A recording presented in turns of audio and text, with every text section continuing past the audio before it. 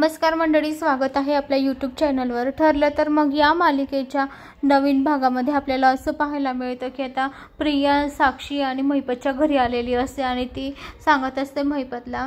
महिपत आता खूप चिडलेला असतो प्रियावर आणि त्यांच्यामध्ये खूप वादावादी झालेले असतात। तेव्हा तो आता प्रियाला म्हणतो, तुला उडवायला मला शब्दांची नाही तर बंदुकीची गरज आहे आणि एका क्षणात मी तुला उडवू शकतो। आता प्रिया म्हणते, तेच काम आहे ना आपल्याला तिघं मिळून करायचं आहे। तेव्हा आता महिपत म्हणतो, म्हणजे नेमकं काय करायचं आहे? साक्षी सुद्धा म्हणते, म्हणजे काय करायचं आहे नेमकं? तेव्हा आता प्रिया म्हणते की तीच गोळी न दुसऱ्या कोणाच्या डोक्यामध्ये झाडायची आता नेमकी, त्यामुळे अर्जुन पूर्णपणे आता डिस्टर्ब होऊन जाईल। आता साक्षी म्हणते, अर्जुनच्या आईला नाही तर अर्जुनच्या आजीला उडवायचं एका गोळीने। तेव्हा आता प्रिया म्हणते, नाही त्या दोघांना नाही तर अर्जुनची जी जवळची व्यक्ती आहे तिला, म्हणजे आता सायलीला उडवायचं आहे। सायली जर कधी गेली तर सगळाच खेळ खतम होऊन जाईल, असं आता प्रिया महिपतला आणि साक्षीला सांगत असते। तर आता हे तिघ जण आता सायलीला बंदुकीने उडवण्याचा प्लॅन करत असतात की सायलीला कसं मारायचं, कुठे मारायचं आणि कसं किडनॅप करून न्यायचं, हे सगळे प्लॅन ते आता तिघ जण मिळून करत असतात। तर आता दुसरीकडे अर्जुन घरी आल्यावर आता सायलीला शोधत असतो, रूममध्ये जातो, वॉशरूममध्ये जातो, पण सायली काही दिसत नाही। किचनमध्ये सुद्धा येतो, तिथेही त्याला दिसत नाही। तेव्हा आता प्रताप म्हणतो, अर्जुन काय चाललंय बाळा, काय एवढा तू म्हणजे एवढं नाराज दिसतो, हे काय झालं नेमकं? तेव्हा आता अर्जुन म्हणतो, काय नाही बाबा, सायली दिसत नाहीये। तेव्हा आता प्रताप म्हणतो, अरे असेल ना, कुठे जाईल तुझी बायको? तेव्हा आजी सुद्धा म्हणते की असेल ना तुझी बायको, एवढा काय बायको बायको करतो, असेलच नाही इकडे तिकडे कुठे, शोध घरामध्ये।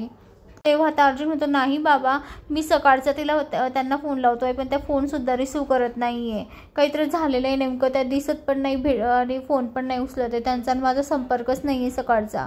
आता पूर्ण आजी म्हणतात, अरे अर्जुन काय सारखं लावलंय तू, असेल ना तुझी बायको?